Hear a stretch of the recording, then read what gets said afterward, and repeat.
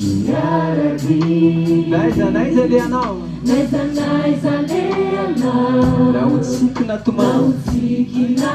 atoky ao atoky anao iainao amy lalanao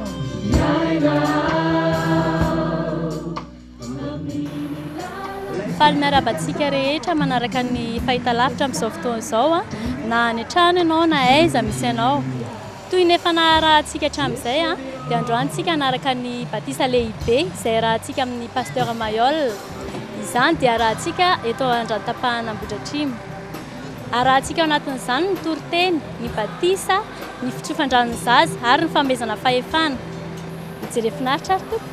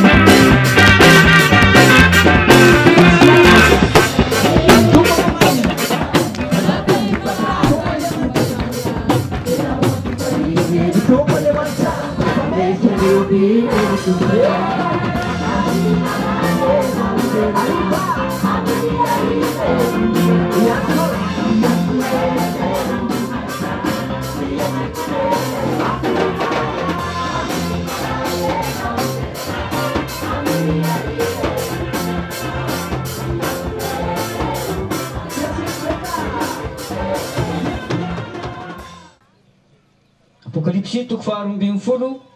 ka ny andininy fa fito ambin'ny folo ihany. Apokalipsy toko faharoa ambin'ny folo ny andininy fa fito ambin'ny folo ihany zao ny vakiny. Dia tezitra tamin'ilay vehivavy ny dragona ka lasa nandeha niady tamin'ny zanany sisa zay mitandrina ny didin'Andriamanitra sy mitana ny filazanan'i Jesosy. ray masonao manamasinanay amin'ny fahamarinana fa anteninao amin'ny fahamarinana manasa ny ray aman-dreny mpitandrina hirotsaka hivavaka sy hitory ny tenin'Andriamanitra amin'izany. Jevan'Andriamanitra ray eo isaoranay ny anaranao mahagaga satria dia fotoan-dehibe ho an'ny fiangonana apokalipsy maneran-tany indray ny androany. Fotoan-dehibe ho izay tompo satria androany no nanomananao reo vokatra zanaka sisa izay mbola tavela tany Babilôna any tamin'ity taona ity ka dia nantsoinao hiatrika izany fanoloran-tena lehibe izany araka ny baiko izay nomenao anay sy ny nandehananao tompo dia ny nanoloranao tena ka nanatona ny jaona mba ho atao batisa tamin'izany. Saotra koa tompo izay satria nitahinao nandritry ny herinandro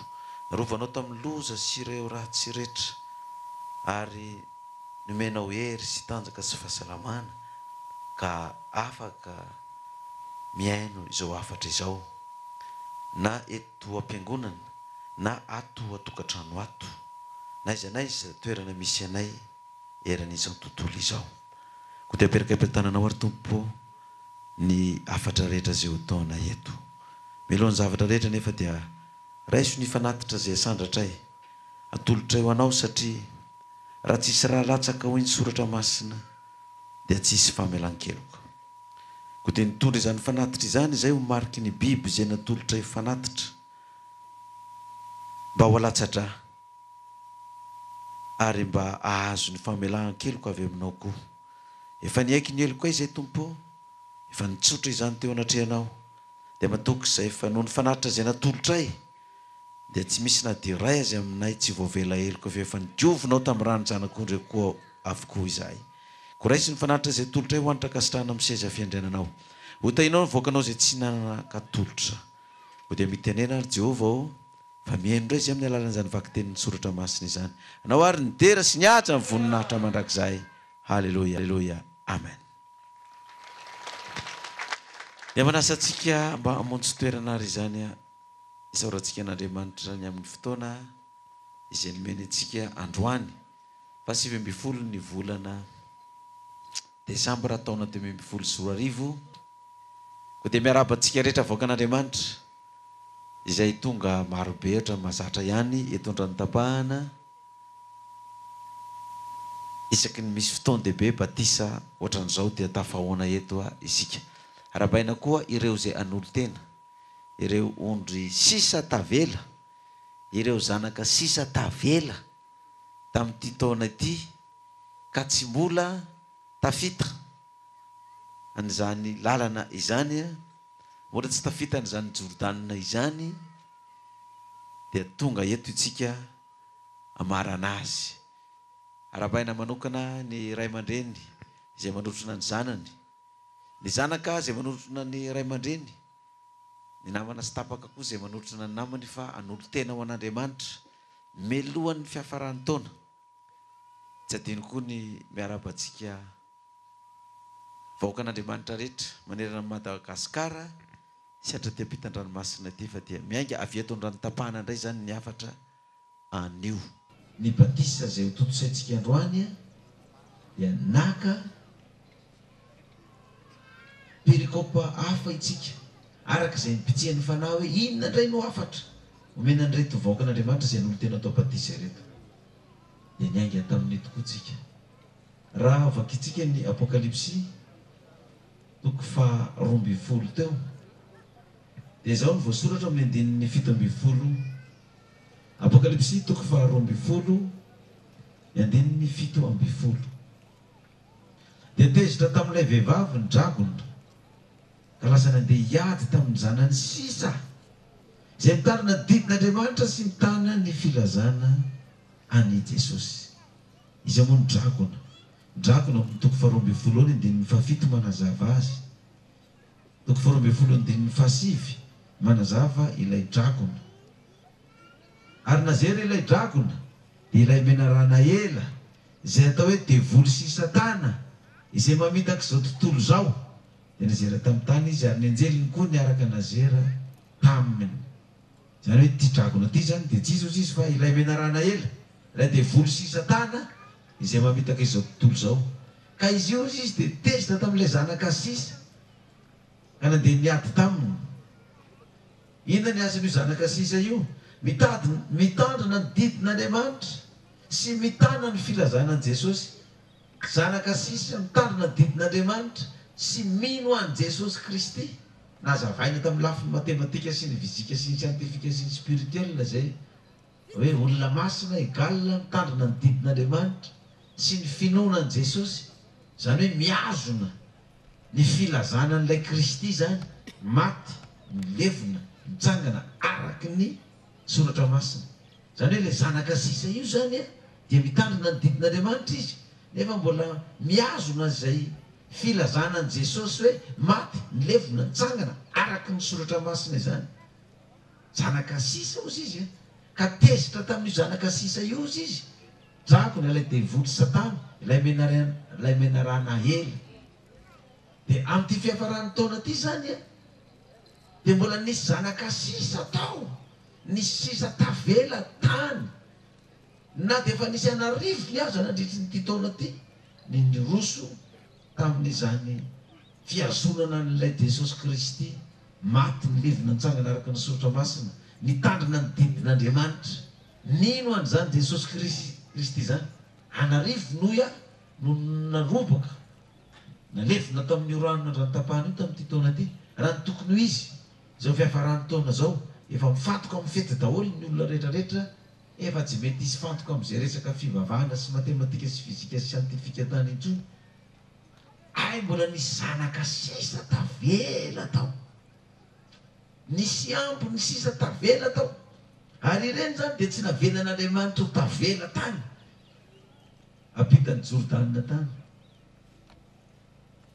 inona moa ny toetoetrin'ireo zanaka sisa ireo ary inona no fiampiainan'izy ireo nanahoana ny fifandraisan'izy ireo tamin'Andriamanitra ndao tsika izy ijery tantarakelin'ny zanak'Israely ao amin'ny Ezra toko 7 eo iresantsika an'io sisa tavela io nanahoana ny fiampiainan'izy ireo nanahoana ny fifandraisan'izy ireo tamin'Andriamanitra raha mijerytsika ny Ezra toko 7 izao no voasoratra ao nivavaka Ezra tamin'ny andro zanak'Israely tamin'izany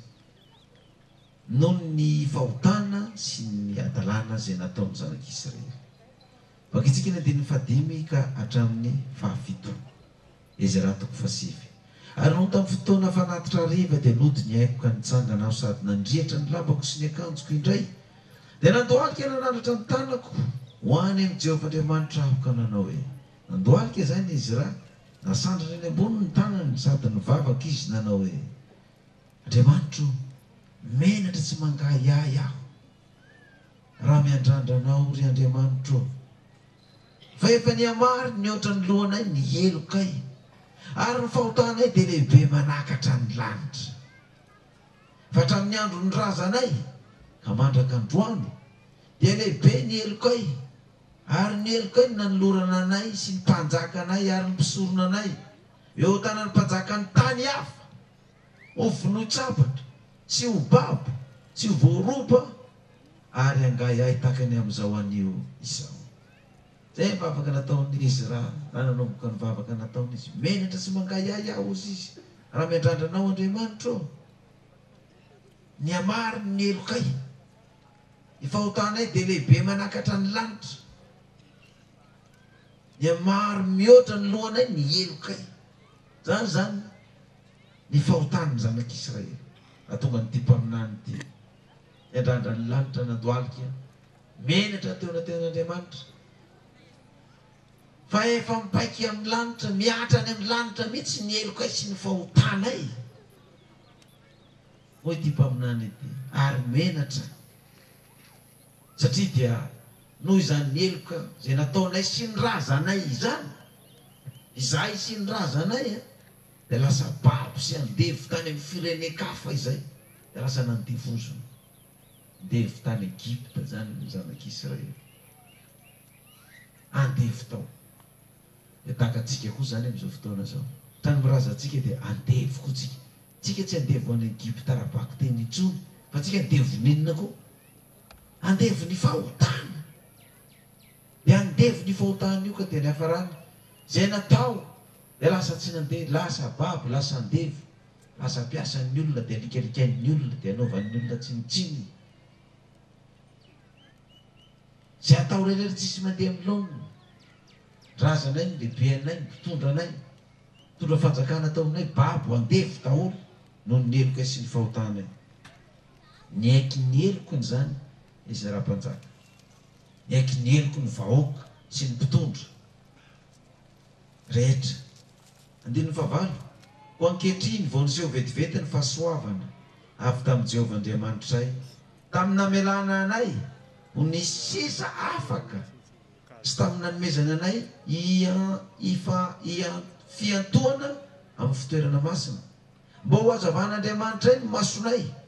ka omena famelombelomana kely amin'ny fanandevozanay izahay zay ankehitriny vao miseho vetivety ny fahasoavana avy tamin'i Jehovah Andriamanitray tamin'ny namelany anay ho nisy sisa niseho vetivety ozy izy ankehitriny seho vetivety ny fahasoavana avy tamin'i Jehovah Andriamanitray tamin'ny namelany anay ho nisy sisa afaka tamin'ny nanomezanay fiantonana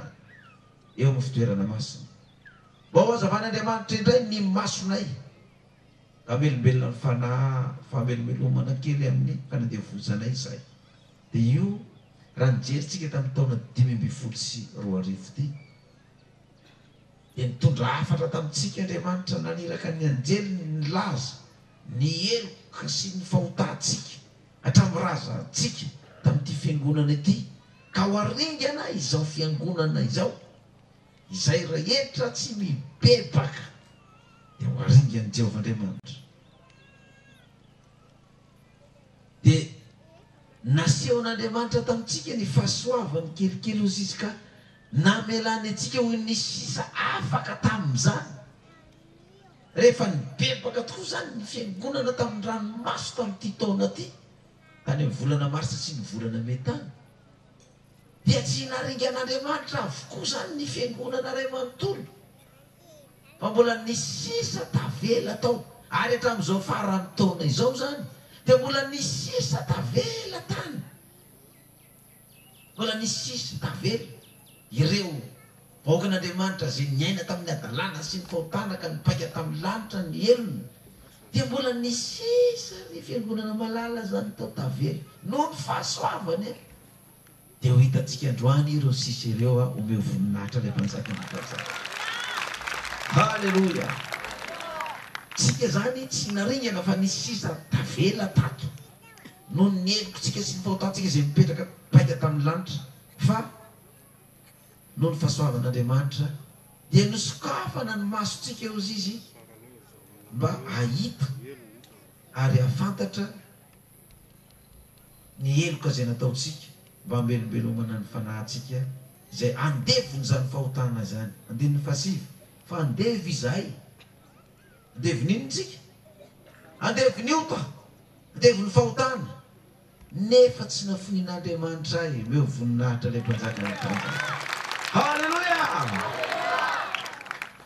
andevo itsika andevo ny ota tsika fa tsy nafonin'Andriamanitra na dia tamin'ny fanandevozanay aza fa nataona azy famondrapo eo masin'ireo mpanjaka ny Persia ihany hanomezany anay famelombelomana hanangananay ny tranon'Andriamanitray tsy hanamboaranay ny rava eo ary hanomezany anay manda any Jota sy Jerosalema andevo itsika io izy nefa tsy nafonin'Andriamanitra tena taminazy famondraposy izy ny zanak'Israely tamin'izany teo masin'ireo mpanjaka ny Persia hanomezany anay famelombelomana hanangananay ny tranon'Andriamanitra dia jereo tsara ny fandeha ny tantarantsika fa ohatr'izany tokoa andevo itsika fa tsy nafonin'Andriamanitra fa namindrano fo tamin'ity taona ity na velany ny elokotsika na dia mipaika amin'ny lanitra ary ny fahotana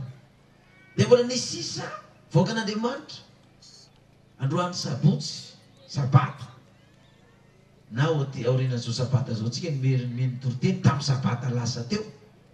noho ny famindrapony men'andriamanitra tamin'ireo zanak'Israely ireo zany dia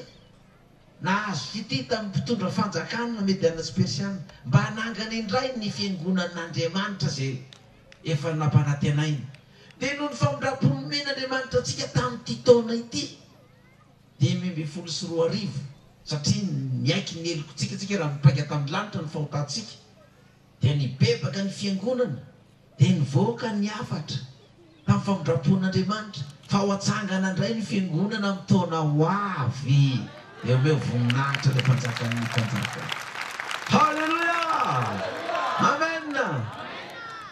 Dia mifandrindra amin'io tsara mihitsy ty afara ity zanaka sisa an'olo tena ao an'Andriamanitra ty androany. Noho ireo sisa ireo mbola ny sisa tavela zany dia noho izay famindrapon'Andriamanitra zay dia nomeny ny famantarana fa raha tsy voavela elika ianareo, raha tsy niaiky ny elika ireo sy ny fahotanareo ianareo dia tsy ho atao mihitsy ho fiangonan'Andriamanitra lehibe foibe maneran-tany io. Fa rehefa tonga amin'izay fotoana izay tokoa ianareo dia ho avy tokoa izy dia eo tokoa ary le zavatra. Rehefa avy niaiky tokoa tsika dia mifandrindra tsara amin'io tantara io ny elikotsika, ny fahotantsika zay nandevo antsika tany Egypta. Dia tonga koa ilay zanak'Israely ho ataony fiangonana, dia tonga koa antsika ho ataony fiangonan'Andriamanitra lehibe. Mahagaga zany raha ohatra ianao tsy faly amin'izany aza mitera. Ianao mino atao tongatrano koa raha tsy faly amin'izany aza mitera. Taovy mafy ireny vahoaka rehetra fa nomeno Andriamanitra famindrapo ny fiangonana na dia maro aza ny mihika sy miandry ny kendri-taona zay aringana atsika sy apotika atsika efa namindra fo Andriamanitra. Ozy izy amin'ny 10 ao izay raha toko 7 10 ko ankehitrindra Andriamanitra eo ahoana no lazainay amin'izany rehefa nafoy ny didinao izahay ilaina ampilazainao ny mpaminany mpanomponao hoe ny tany zay vehidiranareo lovana dia tany maloto no ny faloton'ny tompon-tany tsy ny fahavetavetany zay efa nataony maninika azy no ny falotony. Koa aza manome ny zanakareo vavy ho vadiny zanany lahy na maka ny zanany vavy ho vadiny zanakareo lahy. Aza mitady zay adanana zay asoa azy mandrakizay mba hery anareo ka hinana ny soa avy amin'ny tany dia amela izany olovan'ny taranakareo mandrakizay. Ny tany zay nomenantsika olovantsika io izy ny tompo-tany ao dia olona ratsy fanahy daholo ary tena olona miaina amin'ny fahalotona sy ny fahavetavetana. Zany hoe ny tany zay lova nomenantsika zany dia mbola tsy ilay fiainana mandrakizay ny tany kananany mandrakizay fa mbola eto amin'ity tany ity zay mbola misy ny fahalotona sy ny faharatsiana rehetrarehetra eo io no nomenantsika. Dia avery ndray le akaza manome zanakareo lahy zanakareo vadiny ireny firenen-kafa ireny aza manao zay asoa azy na iazay adanana. Fa zaho Jehovah izy no omba anareo ka aza mamela ny taranakareo andeha amin'izany lalana izany. Indreto izay eo anatrehanao mifadisoanay fa noho izany dia tsy mahajany neto anatrehanao izahay ka dia ndreto izay Andriamanitra no nifadisoanay eo anatrehanao. Mazava ny afatra, mazavatra ny teny nomenao fa hivaliny 2020 sy 2000 ny taona niditra amin'ny taona vaovao izahay nefa dia mbola misy sisa napetraka ao ihany. Ary ireo sisa ireo izao no iresahany azy ato amin'ny asan'ny apôstôly toko 5 izao no iresahany azy ato amin'ny apôstôly toko 5 ny 5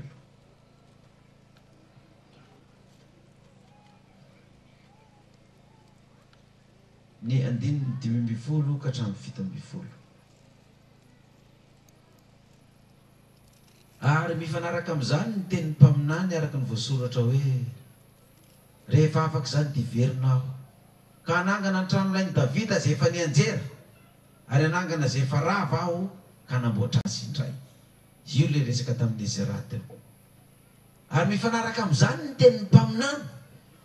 araka ny voasoratra hoe rehefa afaka izany izany hoe rehefa niaiky ny elony ireo zanak'Israely ireo tamin'ny fanandevozana zay niatra taminy no ny fahotana zay nataony ka afaka avy tamin'ny fanandevozana io nyvoaka avy tany Egypta nitan-dranomasina ny mena ny ampitan-dranony Jordanina dia maro ny ringana teny an-dalana noho ny fimonomononana sy ny fiverenan-dalana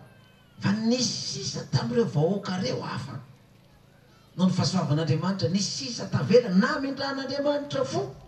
rehefa niaiky ny elony sy ny bebaka ary dia naseny nanao ny tranon'Andriamanitra hoe atao indray ny tranon'Andriamanitra dia io voalaza ato amin'ny 9:40 hoe asan'ny apôstôly 10:40 rehefa afaka zany dia iverina aho hoy Jehova zany hanangana tranolainy Davida zay efa nianjera zany hoe amin'ny taona ho avy io zany dia ho avy tokoa Jehova hanangana ny tranony Jehova tranolainy Davida io ho atsangana io taona ho avy. Eto zany dia mba mampiomana antsika raha misy fandaminana kely ny amin'ny fanorenana ny tranony Jehova io rehefa ny fampidinika teny teknisianina sy ny manampaizana ny fanaova trano rehetra ny tenako dia nilaza izy ireo fa tsy ho tratra ozy izy ilay 2 janvier zany hoe 3 janvier zany no anombohana iarahan'ny fiangonana rehetra iaraka ivavaka ihira sy faly sy dera amin'ny fanorenana anazy io isy fety be zany eo Ambohimarina amin'io lahady io ary dia iarahantsika amin'ny sakafo amin'izany fety be izany dia isy estrady ngeza be eo ho an'ny tanora zay hira sy faly na ny tanora na ny beantitra rehetrarehetra andihy faly miaraka amin'ny David amin'ny fotoana io la tontolo andro isy sakafo be fandaminana sy ny fametrahana ny vato zay aingan'ny fanorenana ny vato fototra hoe efa naperakitsika tany amin'ny tany aloha tany fa zany hoe ty vato aperaky ty ndray zany dia fanohizana ny asa zay efa natomboka satria zay efa nazo ny baiko indray tsika dia ny sabata 9 janoary zany no fivorim-be regionaly ary maro no asaina eran'ny Madagasikara hiatrika ny fotoan-dehibe io satria ny 10 ny volana janoary zany raha sitrapon'Andriamanitra no lahady manaraka ny 9 io dia fety be ny atsika ho asaintsika manokana ireo le mpanao fifananana hira tao Analakely tao amin'ny trano tokon'olona ireny nisy nazo voalohany sy faharoa sy fahatelo izy ireny hatrany amin'ny 10 ino hono ny ilazana n'le fifananana i praise praise nanao nireny praise ireny nitarika gropira rehetrarehetra ny mpandihy rehetrarehetra hatrany amin'ny ankizy kely mpandihy rehetrarehetra hitsangana andisy fety faly amin'io 10 ny volana janoary io satria atsangana indray ozy izy ny tranony Jehova araka ny Davida meno tsara tsika tompona andraikitra zany am'izany fandaminana rehetrarehetra izany dia ny 17 mba hitady ny tompo ny olona sisa sy ny jentilisa rehetra izay efa niantsona ny anarako hoy Jehova. Amen. Mba hitady ny tompo ny olona sisa tavela mba hitady ny tompo sy tsy ny olona sisa tavela fa hatrany amin'inona ozy izy jentilisa rehetra rehefa mitomboka io fanomboarana ny tranon'ny Jehova io rehefa tafajoro somatsara io tranon'ny Jehova io dia isy amin'ny jentilisa isy amin'ireo voaka sisa ireo ny laza amin'izany fotoana zany fa fantatra efa momba anareo tokoa Andriamanitra ka dia mba naraka anareo koa izany hoe voninahitra ny mpanjaka ny mpanjaka dia raha izany ary satria nanotany zanak'Israely nipaika amin'ny lanitra ny fahotany mianatra amin'ny lanitra miaiky ny fahadisony sy ny fahotany izy dia hoana moa izy ny soratra masina ho an'izay olona miaiky ny fahadisony sy ny fahotany Jaona voalohany toko voalohany Jaona voalohany izy ny boky alohan'ny mamarina ny apokalipsia alohan'ny idirana amin'ny boky ny apokalipsia epistily voalohany soratana ho an'ny Jauna misy faharoa sy fahatelo izy ireo. Zao voasoratra ato. Jauna voalohany toko voalohany 9:9 hatramin'ny 10. Jauna voalohany toko voalohany 9:9 hatramin'ny 10. Raha hoy isika tsy manana ota isika dia mamita tena ary ny marina tsy atao anatintsika. Raha miaiky ny fahotantsika isika dia mahatoky sy marina izy ka mamela ny fahotantsika. Sy manadio antsika ho afaka amin'ny tsy fahamarinana rehetra. Zany hoe tsy misy na iray aza zany tavela.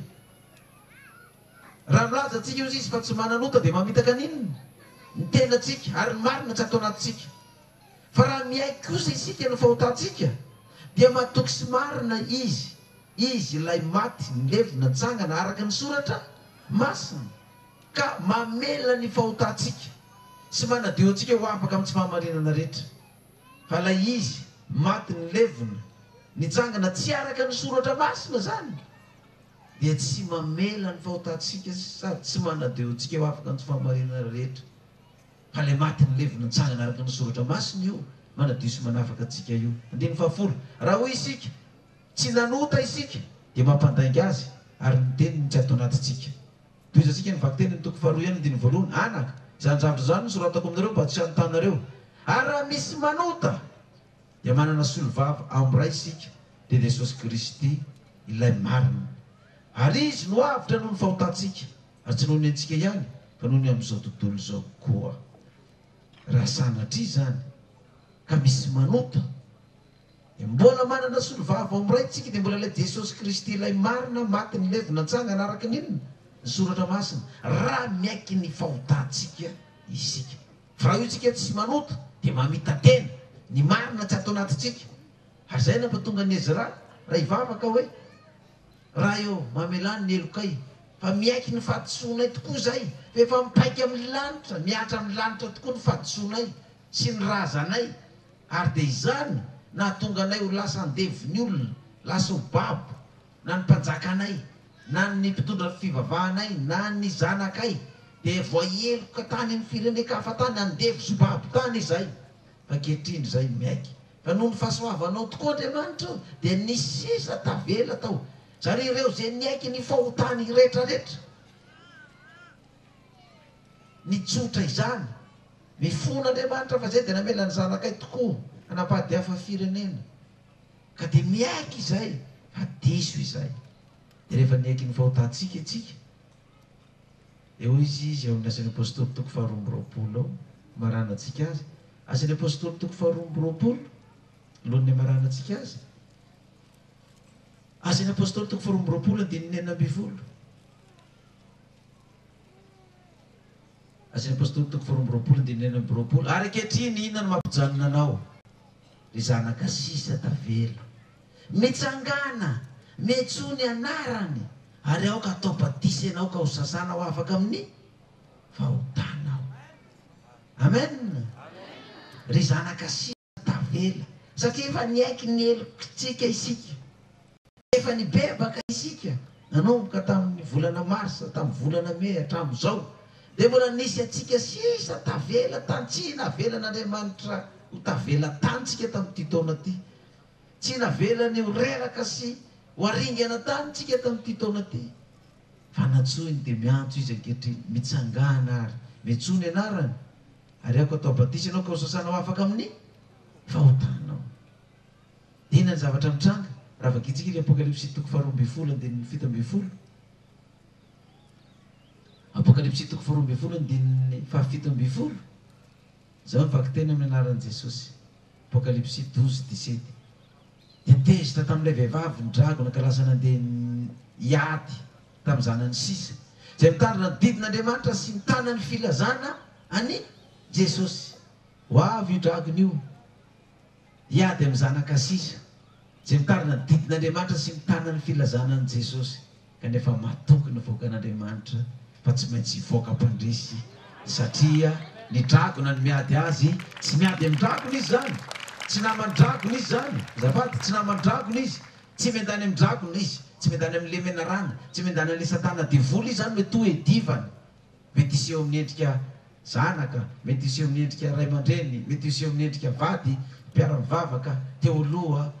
mpinamana teo aloha ny olona tsy tira reny mety iseho amin'izany le endrika le drakona sy le devoly hiady aminao satria anao le zanaka sisa fa ny teny fikasana tsy miova zao ny ilazany azy atao amin'ny apokalipsy 7:17 apokalipsy 7:17 3:12 sy 4:12 ahoana mampatonga le zanaka sisy ivoaka mpandresy apokalipsy 7:17 3:12 sy 4:12 zay manao toy izao ireo dia miray saina ka manome ny heriny sy ny fahefana ho an'ilay bibidia ireo olona hiady amintsika zany dragona sy mpiara-ty amin'ny rehetrarehetra ireo izy dia hiady amin'ny zanak'ondry ary ny zanak'ondry aresy azy satria tompony tompo sy mpanjaka ny mpanjaka izy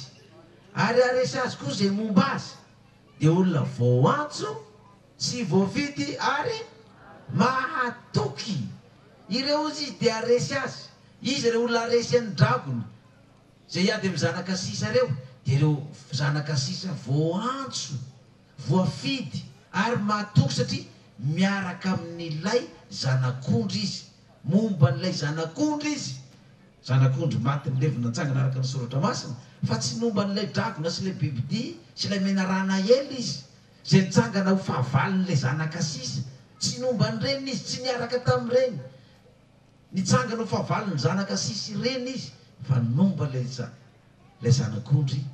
dia aresy azy ivoaka mpandresy meo voninahitra lay mpanjaka ny mpanjaka dia aritsika hitsangana arak'izany voalaza zany ireo izy dia hitsangana ka aresy azy satria olona voantso voafidy ary mahatoky ireo zanaka sisa ireo zany izay namindran'Andriamanitra fo tamin'ny heloka sy ny fahotana nataony rehetra tamin'ny razany dia zanak'Andriamanitra namindrana fo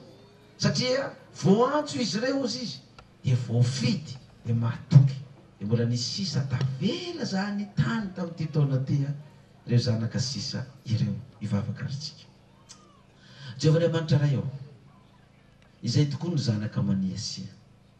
zanaka mafiatoka ary dia manamafinfonay mihitsy ary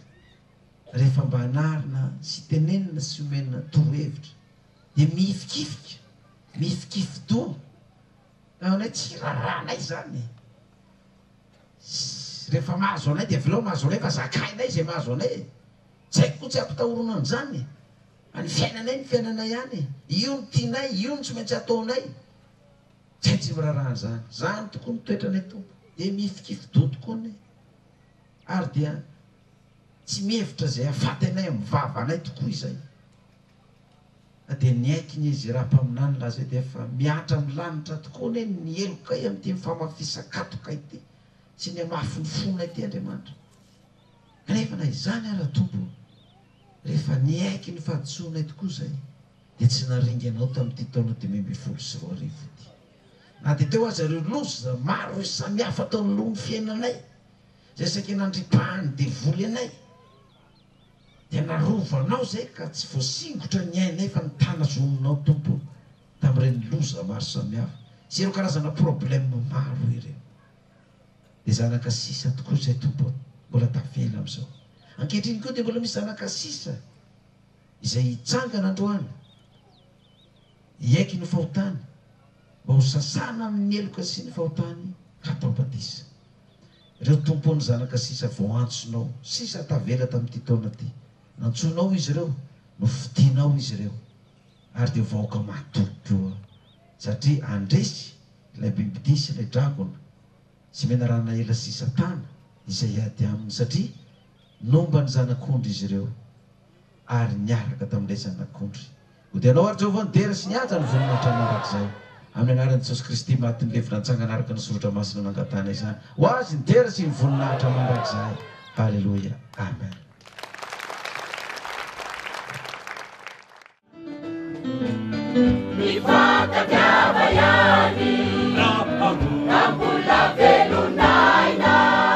Kristo izana, imam farisaina.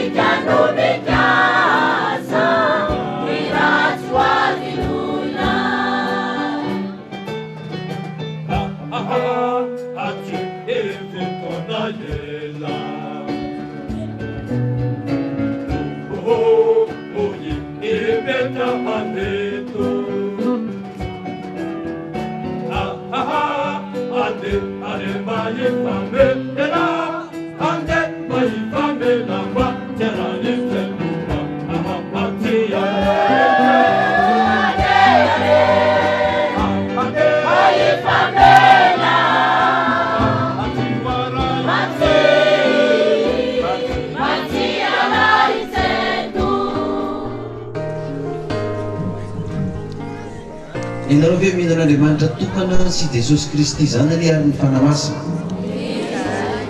Mafy. Ianareo ve mino fa Jesosy Kristy dia tenin'Andriamanitra natao tonga nofy ny rahana tety ambony tany amin'izao tontolo izao? Mafy hoa. Ianareo lamino zany marina feo mafy zany fa tsy feo namareny. Ianareo ve mino fa Jesosy Kristy dia maty araka ny soratra masina amonto izao tontolo izao tamin'ny atsasaky ny herinandro? Mino ve ianareo fa ny levina tao pasany izy io 3 andro sy 3 alina? Mino ve ianareo fa nitsangana tamaty io tamin'ny andro fahatelo? Inona moa ilay atsasaky ny herinandro nahafatesana? Zoma? Dia ina ilay andro fahatelo nitsanganana? Sabotsy sa sabaty? Manaiky an'io Jesosy io ve zany nareo tompo tsy mamonjy ny fiainanareo? Za manaiky an'i Jesosy Kristy ho tompo tsy mamonjy ny fiainana ataovy mafy. Ianao mivoaka ray manontolo fa natsangan'Andriamanitra tamin'ny maty izy. Ianao efa maty izy tamin'ny atsasaky ny herinandro araka ny soratra masina. Ianao afo fa nilevina tao pasana izy 3 andro sy 3 alina araka ny soratra masina. Mino afa nitsangana tamin'ny maty izy tamin'ny andro fahatelo.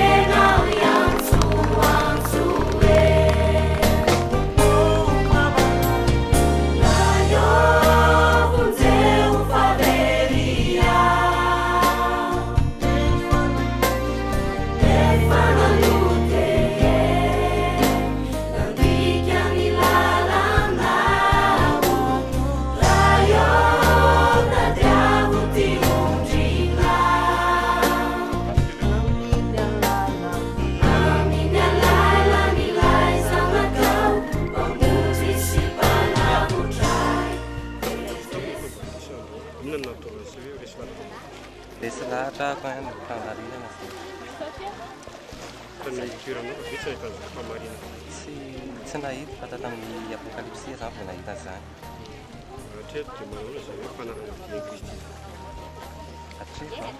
Mahafinaritra aloha hatreto sady nahitako zavatra be lehibe sedra dia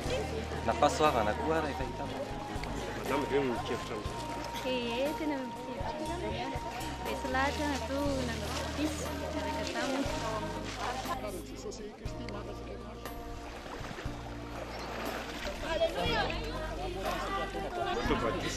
Inona tonga ny lesy lahatra tao Hevena be any lesy lahatra mazava tonga taona dia sady anao fanadinana dia mila eran'i Jesosy. Misy ary milanto fe afaka fanadinana? Mino azy satria nahiezaka. Misy ary kajikajy zay hoe milanto? Zay aho dia hitan'ilay izy. Fahitanao azy? Azo aloha ilay izy fa tsy napotsika mihitsy aho ohatran'iny. Ona fatana fivavahana ve ny aminareo sa hainao fotsiny ny lakatra? Efa tanatin'ny fivavahana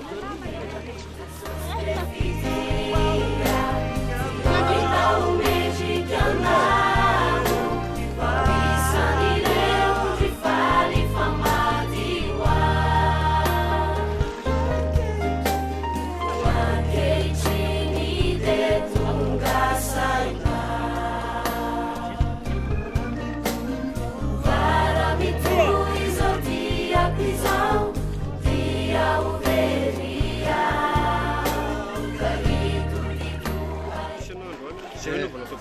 jarako